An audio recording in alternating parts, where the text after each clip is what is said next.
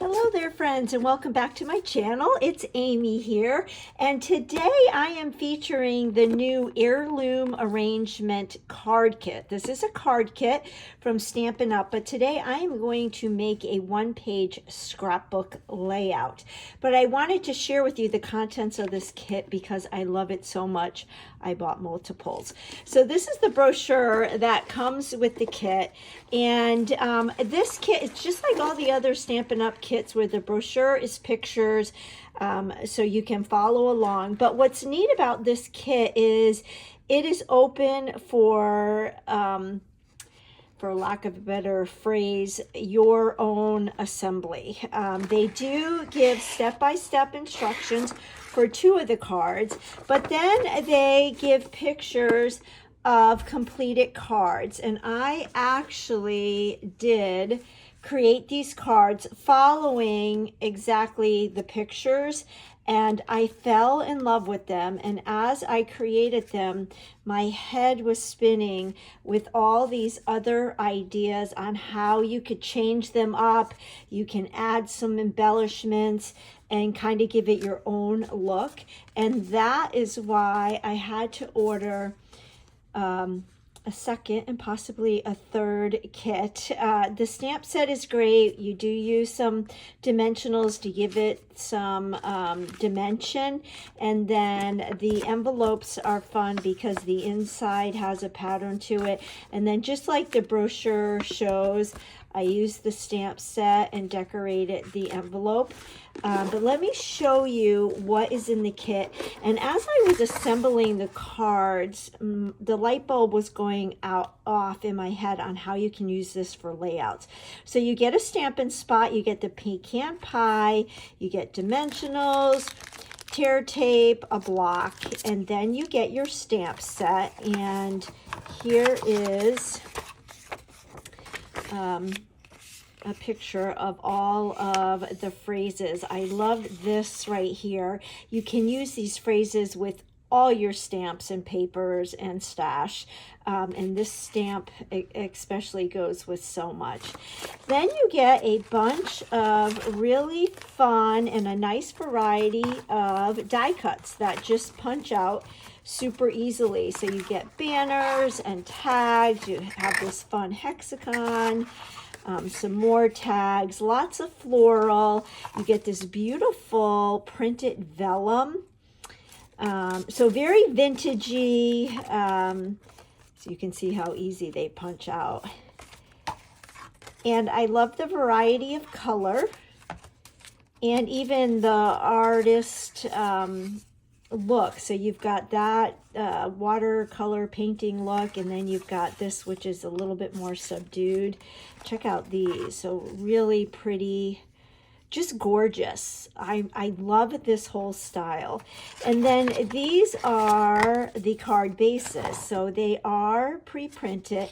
And what I did is I cut the card base in half, and then I mounted this onto a white card base. So on this one and this one, I really wanted to do that because I love both the front and the back of this. So I wanted to have 2 of them that you can make other cards with, or you can use them on other projects like a scrapbook page. So that is where I'm going to be using the second half of the card on my scrapbook page. So as you can see on my card, so here is this base, but then the back is just white because I just mounted half of it on my card base. And that just stretches the kit a little bit. So what I am challenging myself to do is to use all my leftover pieces on my layout. So let me show you what I have left over from making all of those cards. So here are some more of my card bases. And then I have these die cuts left. So I thought I could put these to good use on my scrapbook page. And then I have my stamp set. I have some tear tape. And then this is just some more card bases. So what I did with my extra of the pink and the blue card bases is I cut these into 2x2 squares. And then I have some of these left over from that. And I looked through some of my how-to books from close to my heart. So if you've been with me for a while, you may own some of these Make It From the Heart idea books.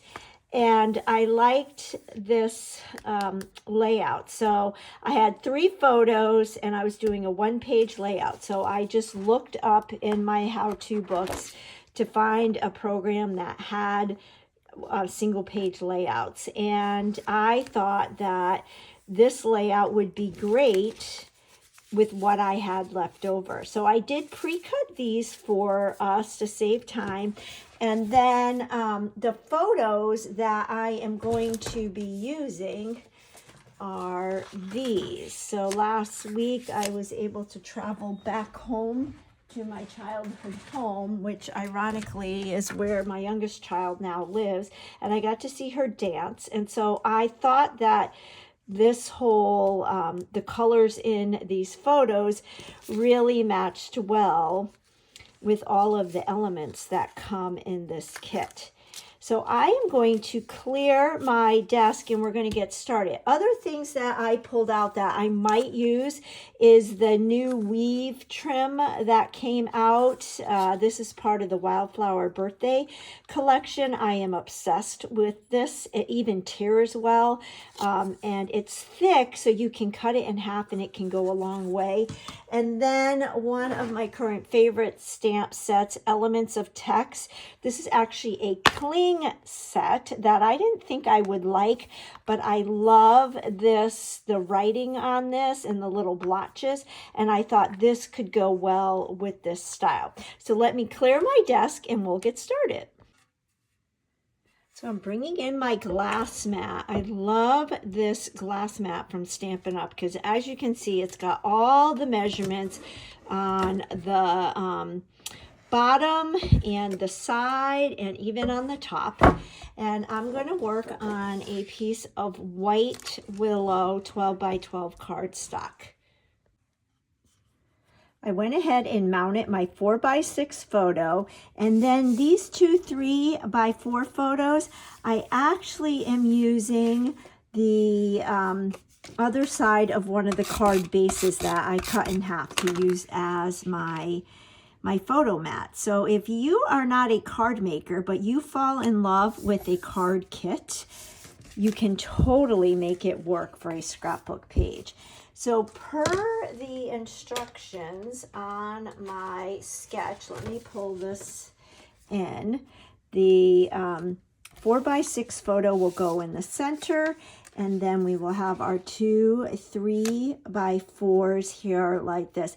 And I like that the middle photo, the larger photo, has a different color photo mat because it just allows it to stand out a little bit. So now I'm going to take my squares that I cut, and I am just going to strategically place these down. So I'll lay them out, and then off camera I will go ahead and adhere them for you. But all I'm really doing is just following along from the sketch, and I love this because it really allows you to make good use of your scraps.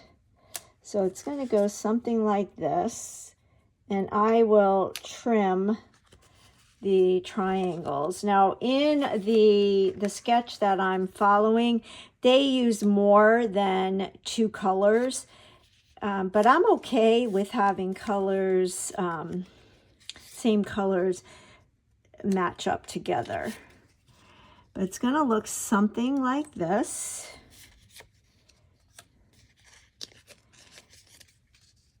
And then our photos, I can even do some down here. this up. But I think you get the idea of how I'm just going to copy, and then the photos are going to go right in here. And I think I'm going to make this photo mat a pocket, and then we'll use this as a journaling tag, and that can pull out. So let me go ahead and adhere all this down, and then we'll get to embellishing. All right, I've got all my squares adhered down, and I did adhere the middle photo and the left side photo. And this is the photo I think we're going to make in a pocket. And then I've got all these extra little ephemera pieces left over from the kit that we will embellish with. So to make a pocket, I have some of my foam tape. You can use the dimensionals. And you know what I'm going to do? We're going to use this as our journaling tag, and I want it to stick out a little bit. So what I'm going to do is take some of my foam tape, and I am going to adhere it right up so that my tag, it's kind of, I'm creating a track, if you will. And that way the tag won't slide around. So it will slide. And again, if you don't have the foam tape, this is left over from Close to My Heart, you can use the dimensionals and just place them around the tag. Then I'm going to put this one right here at the bottom so it stops the tag so it won't fall below that point, and then you won't see it. And then I can alter my page protector and trim a little slit so that the tag can get pulled out. And I think I am going to just add a little bit more. I tend to be excessive with my foam tape, but I don't want any of it to cave in. So we're just going to put this all around because that's the way I work. And then we will just peel this off and adhere this to our page, and then we can embellish our tag and do our journaling and slip it in. All right, so I am eyeballing this. You could always pull out your T-ruler. It's funny, I use my T-ruler all the time when I'm just crafting, but when I am on camera, I never seem to use it. And then this is going to slide perfectly. I love that, and it gives it a little bit of decor as well. Now, I did just recently get these punches. They are called the HolePunch Assortment. I believe this is a pre-order. As a Stampin' Up! Demonstrator, one of the perks is you get to order things before they become available. And so when I got home from Connecticut, I had a box waiting for me, and these were in it. And I'm really excited about these. I have lots of ideas with them, and we are going to use one today. And I think like we could just punch a slot and add some ribbon or twine. I do have some of my natural baker's twine assortment pack. I was thinking maybe the gray to go with the black, or you can do just a single hole, or we can do that one. I think I'm going to do that one. So first of all, how cute is this little punch? And then I love how the Stampin' Up! Punches, you just slide that up and then you've got your punch. I normally don't promote product before it becomes available, but this is just going to go great with my layout, and so I am giving you a sneak peek. Now you want to, or at least I want to, have it in the center. Again, I'm just eyeballing it. When I measure, sometimes it tends to be more crooked, but that is just super cute. And then it will slide back in there. So I was thinking of using the twine, but I'm wondering if maybe I'm going to get some ribbon. My logic behind using ribbon as opposed to the twine is because that's a big slot. I had this piece of scrap, which I thought would work, but I don't know, maybe the off-white kind of clashes. Then I thought, oh, black, that could be fun to just make it pop. But again, this has the vanilla white color, and I don't know if that contrasts. And then we've got my tried and blue, the frayed white ribbon. I think we're going to end up doing this. In fact, I just got an idea. Let's trim that. And then I can pull this out of the pocket and we can go like this. And I love this ribbon because it's already frayed. And then how about if we get some of our black twine and we can tie a bow. I think maybe that would be a fun little embellishment and a way to add a little pop of color and a little more of a decorative element. So just tie this in a knot.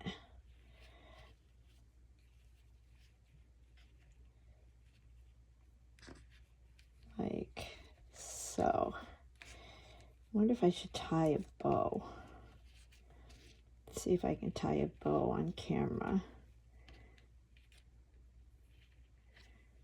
I was doing a class back home in Connecticut with my mom and some of my high school friends, and they were all like, can you tie my bow? And how do you know how to tie bows so good? And I may have even shared here on this channel that I have two girls, and when they were growing up, they wore pigtails and ponytails, and we always put ribbon in their hair. Boy, I wish I knew about Stampin' Up's ribbon back then, because the Stampin' Up ribbon is the cream of the crop. And so I think that's how I got good at tying bows, was because I was always tying bows in my daughter's hair. And living in the South, big bows is a big thing.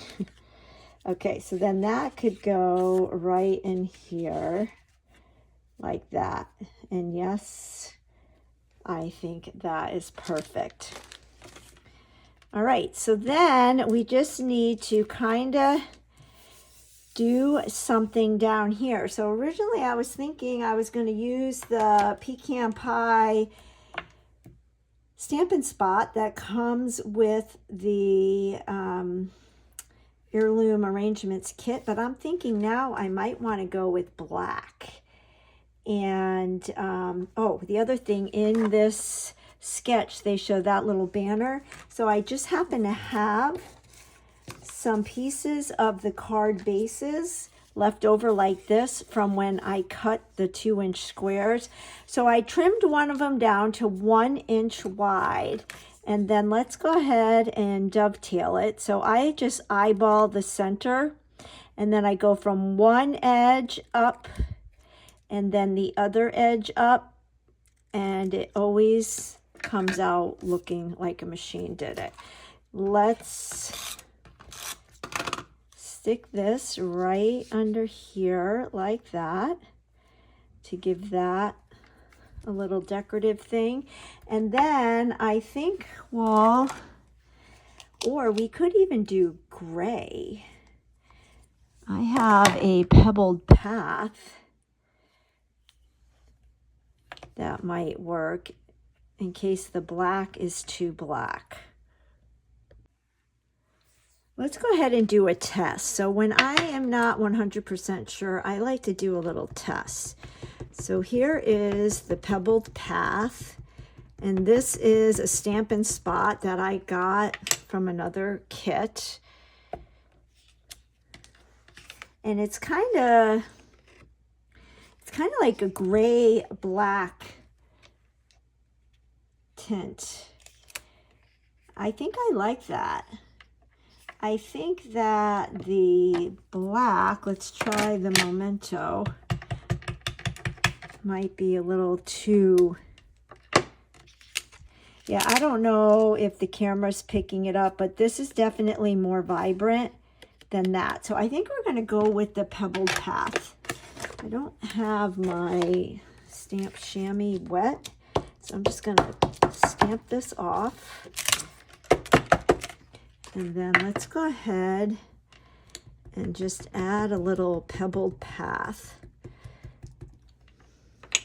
Kind of going rogue here because we're going to just use the die cuts that I have left over from the card kit and make a little cluster right on top of this. And I thought that maybe this would help to make those clusters stand out. So these are a bunch of the little pieces. I love that one. I think I want to make that as the center. And these are just leftovers that I had. And oh my gosh, if you get this kit, your head is going to be spinning with possibilities. It's that good, guys. So I am not a floral arrangement pro, but the whole purpose is just to kind of use my stash.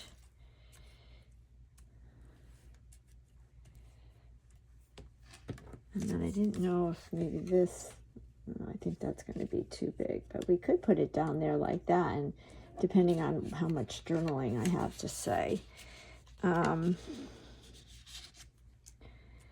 Kind of liking that. And then if we pull in some of this fun weave, and I could just maybe do a knot. This weave is so much fun, and it's so easy to get all kinds of looks with, and it lasts forever. So let's just trim this a skosh, that's what my dad would say, and we can put that right there like that. So it's a very simple layout, nothing really over the top. We'll do our journaling here, but I did pull out these confetti stars because I thought maybe they're gold, so that would bring in the gold from the weave. Because if we look at the sketch, it's got, you know, gold stars scattered around. I wonder if I need another, no, I'm not going to do another stamped image. Maybe if we do this on an angle like that.